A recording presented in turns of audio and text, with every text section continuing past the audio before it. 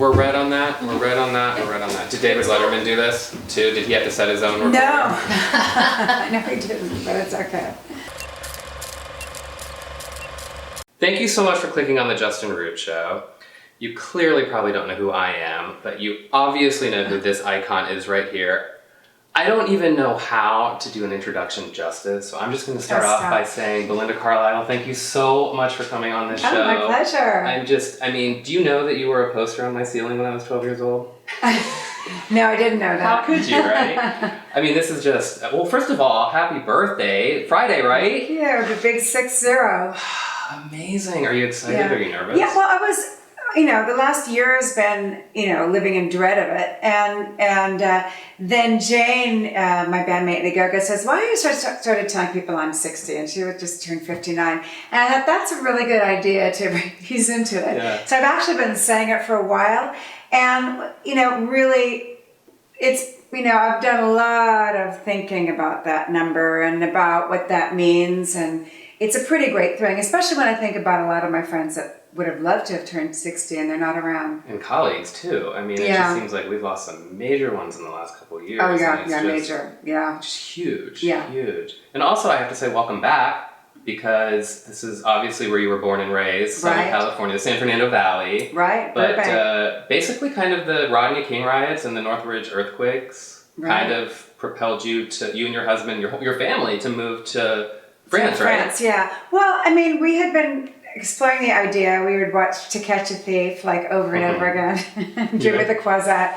And there's a book called Year in Provence by Peter Mayle that was it was big at the time, and it was basically about, if you want to move to a different country, just move there. You can always go back and live your dreams. So that's kind of what we did. What we decided to do, we were going to go to France anyway. I remember being in Mexico on a globe going, eeny, meeny, miny, mo. And it's like, Australia, no, that's too far. We'd been on holiday in south of France. So we thought, well, let's just try it. And we can always go back. Yeah. And we ended up staying for 23 years. Wow. And now you're in Thailand, right? Bangkok? I'm in Thailand, Bangkok. Amazing. Absolutely That's amazing. a lot of fun. Yeah. What kind of perception do they have of the United States right now? Right? They feel bad for people, because I travel a lot. I mean, even in India, wherever I go, people feel bad for Americans. Because sometimes I'll always say, they'll go, well, where are you from? And I'll say America. I'm so sorry. Really? And that's new, right? It hasn't been that way until... Well, Bush, I used to apologize, but not as much as I do now. It's so embarrassing. Yeah. And especially in maybe in India, when, with the things that I do and the way that I travel, I interact with a lot of people who don't travel and might be a little bit more sophisticated, and they just might make the assumption that I'm like that, and I don't want to be, I'm not like that. Yeah. What do you miss most about living in the United States, and what do you miss least? Miss most? My friends, my family. Miss least? I can't stand the media, actually, and the way things have gone in that direction. Not the fake news, I mean, not that kind of thing, but just everything is so you're in your face. And I think, thank God when I was in my prime that it wasn't like it was then, the way it is now. Sure, right. Because it would have been hard to survive as a young person. I just think it sucks. Well, that's a great segue into your entire career, because, nowadays we have social media. We have this interaction. When you started out, you weren't able to interact with fans unless you were face to face. You had no idea what they thought about you. Nothing at all. I mean, no, not at all. I mean, do you kind of feel, I wish this kind of existed back then, or thank God it didn't? I thank God it didn't. I think it's, well, of course there's great things about it, but there's such a dark side. I really am arm's length with it. I got off of Facebook. Yeah, I know. I miss you on it. Because I just couldn't stand the intrusion and the politics and stuff. So I just got off. And I thought, well, I'll go back after a month. And it's one of the best things I've ever done. Nice. Is gotten off of it. Nice. Twitter, I'm arm's length. I love Instagram because I don't, because it's, and I've had to go private with that account because, you do get abused. So that's the dark side of it, is that people can say whatever they want to you. Yeah. And he's usually a coward with no life. Oh, of course. Well, yeah, and they can hide behind it. And it's very cowardly. Yeah. So you started in the LA punk scene, which is just, as iconic as it gets. Is there anything from that era of your life that you carry with you now? I may not look like a punk rocker, but I have a punk rock heart. I mean, I've always been that way when I was a little girl, before even punk rock. Just contrary is my nature. Yeah. That's just the way I've always been. I've always been a bit of a rebel. Even when I had to go to Sunday school and was forced to go to church and do all that stuff, I was a rebel back then even. You've been labeled a pop princess and a punk diva. Which one applies the most? I think I'm a bit of a punk diva. Yeah. I can be a bit of a diva. I can, because I've been around so long and I don't really have patience for a lot of things that I might have had patience for years ago. Mm-hmm. So I can be a bit divish. Yeah. Like when I say something like I had a poster on my wall, or someone comes up to you and tells you, I performed this at my school talent show or something. Is there a part of that that's just so annoying? Because you can't connect the way we want you to connect or hope that you connect. It's got to be somewhat irritating. No, it's not. You're always so gracious. The very first time I met you, actually, before, we have a mutual friend who actually brought me as his guest to the Go-Go Star ceremony on the Walk of Fame. Yeah. But before that, I met you at the grocery store in Beverly Hills. And you're minding your own business. And I went up to you, I was like, oh my God, I just started this show and you're my dream guest. I mean, you were so gracious, you were so lovely, but that has to be wearing, right? No, I honestly, I don't. I mean, it's really nice, especially with like Heaven or especially with the Go-Go's, where that band has transcended just being music. Mm-hmm. It's like moments in people's lives, and I think a lot of, like a song like Mad About You or Heaven, have the same kind of effect. And because I don't walk around thinking about what I do. I've been doing this since I was 17, so, I might get startled at first, but it's always, for the most part, really flattering and really, really nice. And your music's not niche. It is, you cannot listen to American radio without either hearing a Belinda Carlisle song or a Go-Go song every single day. It's true. Whether it's in your car, whether it's at a grocery store or a mall or somewhere, one of your songs come on. Oh, it happens in weird moments. It happens whenever I go walking to Trader Joe's. Oh. And it's the really weird one is that in Bangkok, there's this, my husband does like gymnastics and does like this trampoline place. It's completely insane. And whenever I walk in, they put on I Get Weak. Really? It's like, this cannot be an accident. So there's somebody here that's like a closet Belinda Carlisle fan in Thailand. Yeah. And Diane Warren is probably just like cha-ching, cha-ching, I know, cha-ching, exactly. cha-ching. She sang on Heaven is a Place on Earth, right? Did I hear that right? She may have, but she has an amazing voice. Okay. And when she played I Get Weak for me on the piano, I told her, you should do this song. I mean, thank you very much. It was amazing, but she has an amazing voice. Interesting. But Michelle Phillips sang back up on Heaven is a Place on Earth. I mean, she's amazing. And I hung out with her. She came to Bangkok because she's old friends with my husband. And I hung out with her and she told stories of when she met John Phillips and all San Francisco back in the day. She's an amazing woman. That's incredible. Well, speaking of your husband, Mr. Mason, the son of actor James Mason. Right. And your mother-in-law was kind of a Pamela Mason. Right? Socialite, right? Big Hollywood parties. I mean, infamous parties. Yeah. All of it. Well, she always had, when I first met Morgan, it was like George Burns, Walter Matthau, Jack Lemmon, Glenn Ford, Stuart Granger. All the old stars. Esther Williams. Come on. Who was really, really beautiful and really... Anne Francis, who probably to this day is probably one of the most beautiful women I've ever seen in my life. Really? At the age of 60 or 65. It was unbelievable. So I think out of everybody I met, and I always go back to Jackie Gleason. Yeah? Yeah, he's really just a special person. Who was the worst? And I'll let you pick someone who's dead so that they don't get mad. Oh, I can think. I don't know if I really want to say it, but Okay. All right. I've been, when you put people up on a pedestal and you meet them and you're like, oh my God, I'm so disappointed. That's happened a couple times. Really? It happened recently. Did it? Oh yeah.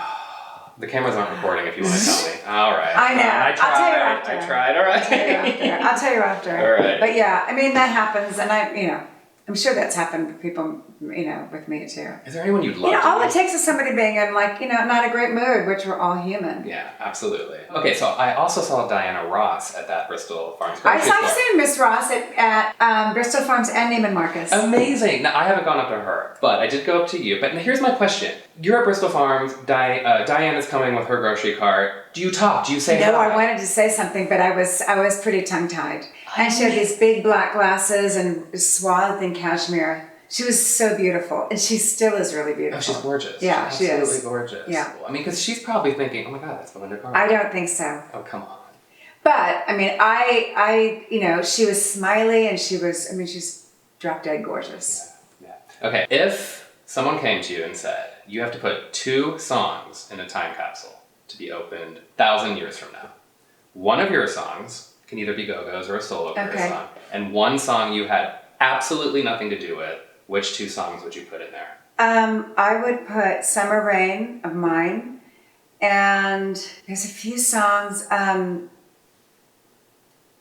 If You Could Read My Mind, Love, Gordon Lightfoot. It's one of my favorite songs ever. Have you covered it? Maybe. Working on it, yeah. Oh, yeah, nice. but that's always been one of my favorite songs, and lyrically and melodically, it's one of the most beautiful songs. So Summer But Rain, there's lots of them. is Summer Rain your absolutely favorite song? Yeah, I think of all the songs I've done, I think it is, yeah. Okay, it's my third if you care. It's a great song. Yeah, Sous le ciel de Paris is number 1. Oh, yeah. Oh, really? Voilà's my favorite album of yours. Yeah, well, It's my absolute favorite It's a great album. Jezebel, Avec le Temps. Oh my God, Avec le Temps. it's the most amazing album. Oh, it's a great thing. But Leave a Light On is Leave a Light On right is a after great that. song. Well, I've worked with some amazing writers. Rick Knowles, Ellen Shipley, Diane Warren, to name a few. If you were put on a Mount Rushmore of rock icons, pop icons, music icons, Who else would be there? what 3 faces would you want up there? Well, Madonna has to be up there, and she turned 60 the day before I turned 60. I know, that's incredible. Yeah. So I put her up there, and I put Debbie Harry. Debbie Harry. Yeah. Okay, I think there's one more. There's 4, I get one right? more? Yeah. Chrissy Hynde. Oh, nice. Yeah. Nice. I love that you picked all women. Yeah. I think that sounds good to me. Mm-hmm. Yeah. But what's interesting about that is I've noticed so many women, when asked who inspired them growing up or who inspired them, they pick men. You yourself, like even in your book, Iggy Pop, The Animals, were there any female influences? No, there were. I mean, as far as phrasing, I would say Patsy Cline and Chrissy Hynde. Debbie Harry I worshipped in high school. It really inspired me. I really loved the Runaways. Mm-hmm. I wanted to be in the Runaways. And then when you formed the Go-Go's, Kim Fowley would be, in the shadows with his dog collar on and red leather jacket, so sliming around. I know bless his soul, I know he passed on a couple years ago. I don't know if it's I shouldn't say it. I don't know if it's such a bad thing. Okay. He was totally creepy. Wow. Yeah. Really creepy. Okay. From today on this couch, back to as far as you can remember, what stands out to you as the moment where you felt the most like a rock star?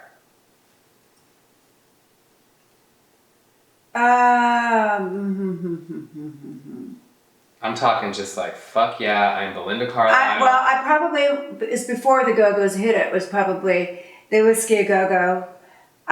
We used to play there, and there'd be you couldn't get a ticket. People wrapped around the block, and I would pull up in my 1969, a 59 Cadillac, and it had a Jolly Roger flag. It was all beat up, and park across the street at Licorice Pizza and run across the street. And that felt very rock starish. And that was actually, when I look back on the career, that was some of the dearest times in my career. I think in the Go-Go's, when I look back at the happiest times, those were the best times. You were very open and honest in your book about, trials and tribulations and everything you had to overcome, such as addiction and all that. I just think it's important to ask one question for anyone who might be struggling out there or who might know someone who's struggling. Is there anything you can say to them that might just give them a little hope? Well, I mean, I made changes it's never too late. I made changes pretty late in life at 47. So I would say there's lots of help out there to reach out. And the 12-step program for me was, I don't know if speaking for myself, it's an amazing way to get sober. And also it's weird because in the throes of my addiction for years and years, I always knew that little voice that and I'm sure everybody has, and you always know when something's up. Sure. You can be in denial about it outwardly, but you always know inwardly that there's a problem. Yeah, because I know it was, it took place during like these moments you're talking about with the whiskey and Whiskey a Go-Go and all these amazing things you've done. I mean, you have played incredible venues. You opened for the Rolling Stones. You toured with Ross. I mean, there's so many people and so many amazing things. Looking back, do you get to think, hell yes. I mean, god damn, I had the most incredible life. Yeah. Right? No, I do, and it still continues. Yeah. It's in fact, I think some of the more exciting things in my life now have been since I turned 50. That has not slowed me down at all. I mean, I'm doing different things not related to music, but I've had if it all went pear-shaped tomorrow, I'd be able to look back and say I've lived 10 lifetimes and I've had just the most incredible experiences. What is your most vivid memory of Diane Keaton directing the Heaven is a Place on Earth video? And we have something in common, you and I. We've both been directed by her. I was an extra in Hanging Up, a glorified extra. Walter Matthau, he was actually he passed away but on the day of my scene, and I didn't get to do it. I was going to be a waiter that brings them stuff. I always got seated next to him at dinner parties. Really? And I was like, oh, do I have to sit next to Walter Matthau? Now I'd be across from Gregory Peck, who was totally charming. Yeah. Walter Matthau was nice, but he was grumpy. And his wife, Carol Matthau, oh my God, was amazing. that makeup. She always looked like powder. She had white. If you Google this woman if you don't know her. She had an amazing life. Yeah, she was the inspiration for Breakfast at Tiffany's, right? Yeah, and she was married to William Saroyan. Yes. Yeah. That's incredible. Yeah, she had an amazing life. She was a real character. I loved her. But was Diane Keaton, I can't imagine Diane Keaton directing. We became friends after that. Okay. And because we had a lot of things in common, like weird, videos and things, and a little bit of an attraction to the macabre. Yeah, I love that. But she does too.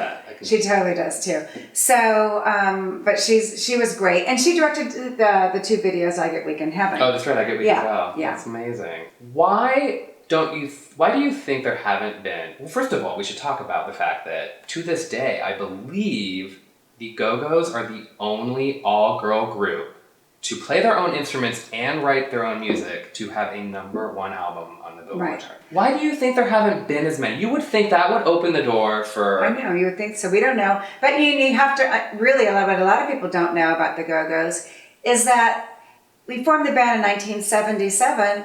We had no idea how to do anything, how to write music, how to play our instruments, and Jane would put masking tape on her guitar frets and write songs by number. She wrote Our Lips Are Sealed with like that. 7, 2, 4, and so on. So to come from that, in 4 years, I think it was 81, we had Beauty and the Beat when it's #1. It's pretty incredible. I don't know why there hasn't been since. I mean, bands or I don't even call them bands, like vocal groups like the Spice Girls or, all those, that genre doesn't count. That doesn't count. That's not a band. And and also a lot of those, to be able to come from the garage. I don't think the Go-Go's could happen now. No. There's no way it could happen. And all the passion comes through in it. I don't know, we're gonna try it. It might work, it might not. Back then, all the kids, the punk scene was so small, it was like 50 kids. Everybody was in a band. We all lived down the street, actually, at the Canterbury. And it was like a commune. Everybody was in a band. They were horrible for the most part. So it's like, we can be horrible too, and actually that's cooler to be horrible. So the poor little Go-Go's, we played The Mask. Our first show was 3 songs. We did 1 song twice, so it was really just 2 songs. And everybody was like, I always say they were either laughing or they were mortified. I thought I was great, of course. And I listened back to the cassette in the car afterwards and go, oh my God, I'm so horrible. I have so much work to do. Okay, this is one of my favorite things about your career. The Romy and Michelle High School Reunion soundtrack. First of all, it's like the greatest movie ever. It's great. It's a Go-Go song and a Belinda Carlisle song. Yeah. I don't think any other artist has had that happen. I mean, the only one I can come up with is Stevie Nicks, who has a parallel career to yours in the sense of you're both lead singers of ginormously successful bands and you had ginormously successful solo careers. Do you have, I know this is maybe a Sophie's choice, but do you have a preference to Go-Go's music versus your solo career music? No, not really. I mean, they're both different. They're totally different, but they're both totally me. I would say that the only thing I do miss when I'm doing my solo thing is the camaraderie of the band, which is hilarious. I mean, it's either really good or really bad. Yeah. But that's what kind of makes that band tick. It's a family. You called it a dysfunctional It's familial, yeah, for sure. Yeah. Do you have a favorite venue you've ever played at? Because you have toured just all over this globe. I would say the Greek Theater here in LA is probably my favorite. That's your favorite? Yeah. It seems to be a lot of people's. What makes it so special? Well, it's outdoors. The Hollywood Bowl's great, but it's so big. We just did 3 nights there. The Greek Theater is intimate, Yeah. I have to say, I loved playing Largo with Susanna Hoffs, and we did a couple shows there a couple of years ago, and that's a great venue. It has a great vibe. Mm-hmm. The new Largo? No, the old one. I miss it. The Coronet. I used to go see Amy Mann there all the time. Amy Mann's so amazing. And you could just sit, and she was as close as we are. Yeah, it's a great venue. I was just like a little kid watching. It has a patina, like it has a vibe. Yeah. It's left over there from years and years of amazing people performing there. Yeah. Well, let's talk about the new Broadway musical that is Head Over Heels. Right.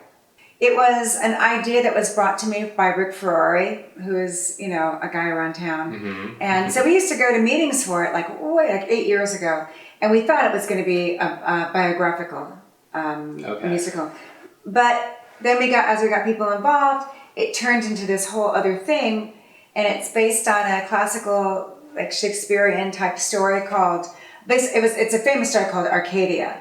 And it's about this kingdom, with, shepherds and princesses and oracles but it's put to Go-Go's music. Okay. So it's pretty out there, but it works. Have you seen it? Yeah, I've seen it 3 times, and I'm going to go back and see it again this week. And Gwyneth Paltrow is producing it, right? She's one of the producers on she it. come aboard? She got on board because one of the other producers, Donovan Leitch, brought her on board. Oh, okay. Yeah. Okay, that's amazing. So yeah, she's a Go-Go's fan. Huge Go-Go's fan. Yeah. So is Margaret Cho. I love Margaret Cho, yeah. I know. I just love to hear other people who they're fans of. Yeah. Who are you a big fan of? Would you say you're a fan of somebody? I'll tell you who I've always been kind of obsessed with, and I actually saw him, and I just blurted out, "Oh, I love you." Just came out. It was Larry David. Really amazing. Yeah, and I know Jeff Garland. He's a friend, and know Richard Lewis from years, but I'm just Where was this? This is a James Purse in Brentwood, and I saw him on his phone. I was like, "Oh my God, I have to say something." And I started getting all flushed, and then I was leaving, and I thought, "Oh, I'm not going to be able to do it." And he looked up, and I went, "I love you." Amazing. Amazing. What did he say back? He went, "Thank you." Do you think he knew who you were? Of course he did. I think he probably did. He's of that age that probably would. Amazing. Yeah. Let's talk about your son, your amazing son, who is very active in the LGBT community, very political. Right. And you said in your book, and I've seen this on interviews, that when he came out at 14, I believe, it wasn't. You were a little jarred. Is that fair to say? That's fair to say. Yeah. Which I love that because it would just seem a little fake if you were like, oh, sure, who cares? Even though you had so many gay and lesbian friends. For anyone out there whose son or daughter might come to them, what would you say to them about acceptance and dealing with it? Well, I can't understand. I don't understand how a parent could reject their child on the basis of their sexuality. So I can't even go there because I can't fathom that. You know, I just can't. All my friends since high school, 90%, 95% have been gay or lesbian, and that's just the way it's always been for whatever reason. Just whatever reason. That being said, when it's your own child, you know, you think about what kind of world is he going to live in, and that's what I was, and what am I going to tell my husband, who, you know, he's our only child, and a lot of times the only son can, you know, that it can define their sexual, you know, there's a lot of weird stuff. It's a masculinity thing, yeah. You know? So that was the most difficult part. But I would say to any, you know, I mean, it's just, you know, my son said something really smart. And actually, he didn't know, he was on the phone with PFLAG a lot. And they were coaching him on, which I think is really amazing. So I would say to anybody listening who's afraid to come out to their parents, is to reach out to PFLAG, because they have phone lines, and I'm sure there's other people. I think Trevor Project might have that. There's a few other organizations. But PFLAG was the one who he reached out to. And I would say to any parent who might be struggling with it is to reach out to PFLAG, because I know firsthand that they do amazing work. We got through it. I mean, I think, you know, it took me a couple months to tell my husband, because I didn't know how, and even though he's super gay friendly, I didn't know how he would react.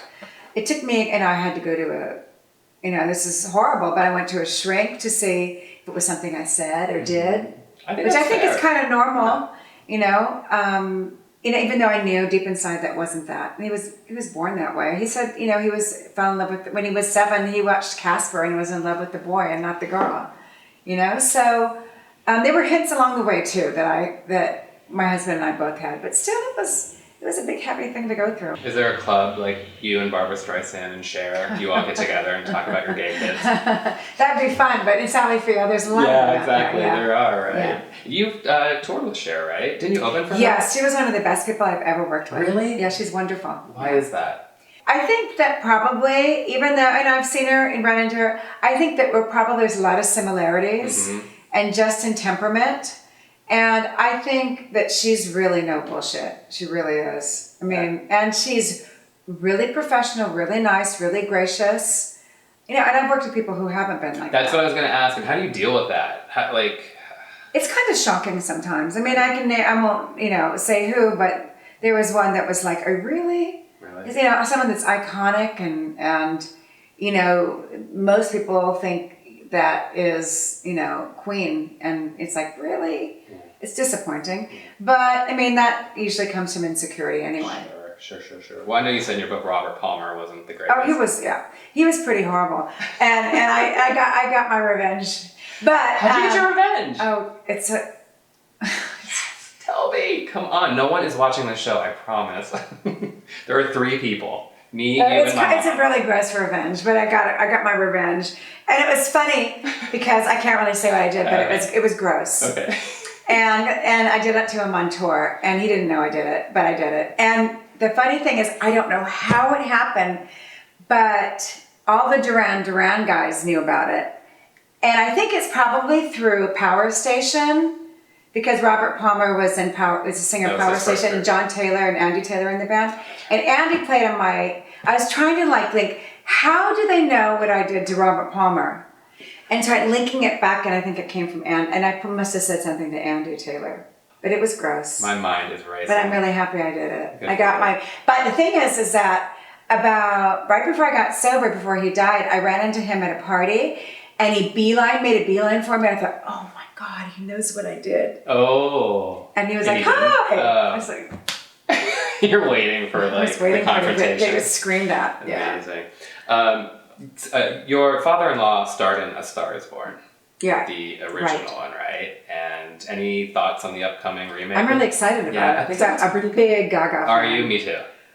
I think she's amazing, and I think he's amazing too. I think he's a great actor. Yeah. And I'm hoping it's good. I think it's going to be good. I think the trailer looks pretty good. I think it looks great. Yeah. I love when she's stripped down with no makeup. I think she's beautiful. I think she's so much more beautiful that way. Yeah, I do she's too. Just stunning. And Ariana Grande, by the way, too. Oh, really? She was on the cover of British Vogue, and she wears way too much makeup for my taste, and she's gorgeous. Wow. Yeah. Amazing. Do you think for anyone starting out today, do you think there's a chance to become a bona fide rock star, huge superstar? Do you think those days are done? I mean, the music industry right now is just... It's so manufactured and so, it has such a lack of authenticity. And that's probably why I like Gaga. And there's a few, Adele is authentic, and I think that's what people respond to, is her authenticity. But I think there's a real lack. What's the one quality you think you need to have to last in this business? I mean, is it something as simple as talent? Or No. That's pretty far down, right? Yeah, I think these days especially. I mean, I don't know what, without naming names, I look at the charts and I go, and I really don't get it. It's like, but I mean, that sounds like my mom when I say that. So I think maybe for longevity is maybe having a really good sense of oneself. I think that's good. I think having a distinctive voice. Like, my voice isn't great, but it's distinctive. Very distinctive. So, yeah. Also, you're a liar because it's great. No, thank you. It is. It's okay. Yeah. I mean, I was in the studio yesterday. I was like, sometimes it's grating to me, but. Really? Like, if your song just comes on, do you think like? It depends on what album it's from, but like Circle in the Sand, I like the way it sounds. I mean, the Rick Knoll stuff is really, really pretty great. Circle in the Sand, yeah, absolutely amazing. Did the Bangles sing backup on that, or was that? Susanna sang backups on that song, I think. Amazing. Maybe Vicky did too. I think so. Yeah. Can I do something really corny? Uh-huh. Can you say, Alexa, play Belinda Carlisle? Alexa, play Belinda Carlisle. Shuffling songs by Belinda Carlisle. There it goes, Circle in the Sand. Oh my gosh! Do you think that's a sign? That's so weird! How did it... Is that kind of weird? We were just talking about that song. I mean, it could have been a number of them. Amazing. It could have been. All right, Alexa, stop. Stop it. Alexa, off. Do you have a favorite album that... I'd probably say Voila. Voila? Yeah, Same? the Nice. French album, yeah. Nice. And I love Runaway Horses, though, too. Mhm. That's a great album. Yeah, I love Summer Rain. Summer Rain's a Feel great Free. song. Also, are we ever going to hear... Well, we can hear it, I know that, but In Your Wildest Dreams, a song from Mannequin. Oh, God. No? Yes? Please? I love it. I get that occasionally, like, why? It's so good. You think so? I can't love it. stand the way my voice sounds like Really? that is like, to me, it's like, it makes me wince. Really? Yeah. Isn't that But people amazing? love it. I don't know why. Yeah, isn't that funny how some Yeah, song dun, can just... dun. Yeah. Ah! Really? No. It's so incredible how one thing can be so powerful to someone else. And Yeah, then... exactly. But the chorus is great. Mm-hmm. It's such a great song. It's such a great song. Okay, well, sadly, we have come to the end of my show, and I like to end my show with something so simple. It's either or. You don't even have to think about it, all right? London or Paris? It's not that simple. It's complicated. I'd have to say London because it's like second home. Okay, pearls or diamonds? Pearls. Fruits or vegetables? Vegetables. Joan Crawford or Betty Davis? Betty Davis. I don't know. It's a tie. I love them both. Betty Davis knows. Sunrise or sunset? Sunrise. Having a pet pig or a pet parrot? Parrot. Oceans or rivers? Oceans. Films or television shows? Films. Audrey Hepburn or Marilyn Monroe? Toss it. Marilyn Monroe. Popcorn or potato chips? Potato chips. William or Harry? Harry. Like a Prayer or Vogue? Like a Prayer. Santa Monica or Beverly Hills? Santa Monica. David Bowie or Prince? David Bowie. Jeopardy or Wheel of Fortune? Jeopardy. Lighters or matches? Matches. Breakfast or dinner? Breakfast. Being a driver or being a passenger? Driver. Amazing sex or amazing food? Amazing food. At this age. Rod Stewart or Mick Jagger? Rod Stewart. A man's chest or a man's arms? Arms. Eminem or Drake? Eminem. Graduate high school again or go to prom again? Go to prom again. Sweet or savory? Savory. Lucille Ball or Carol Burnett? I have a good Carol Burnett story. Tell it now. I'd have to say, I love them both, but I'd have to say Carol Burnett because okay, so I had to go get my license Like a driver's license? Yeah, I had to get it, reissued and stuff. So in Santa Monica, they put people who were familiar, whatever, famous or whatever, high profile people, they couldn't go separate. So I walk into a room and it's this lady at the table going, "Hi, honey, I'm Carol." And I went, "I know who you are." And she just, "Sit down, how are you doing on your test?" She was the best. Belinda Carlisle and Carol Burnett getting their driver's license Together, we took our tests in the same room. She was sitting right across from each other. And she was so decked out in her pantsuit. She was so cute. That's my favorite story ever. Yeah. I cannot believe that. Okay, winning an argument or winning a game? My husband would say game. I'd say game. Okay, Frank Sinatra or Sammy Davis Jr.? Sammy. All right, a funny friend or a sweet friend? Funny. Bar soap, liquid soap? Liquid. Fleetwood Mac or Stevie Nicks?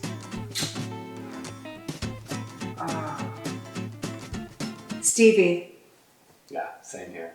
Well, I cannot thank you enough for coming on this show. So fun. You have no idea how grateful I will be forever. I mean, you didn't need to do this interview. You came here because you have it in the goodness of your heart, and I will take this. Oh, with me. stop! No. I mean, it's an honor for me, and I love your Instagram, and I'm sorry it took me so long. Thank you, and happy birthday! Thank you. Thank you guys so much for watching. Please subscribe.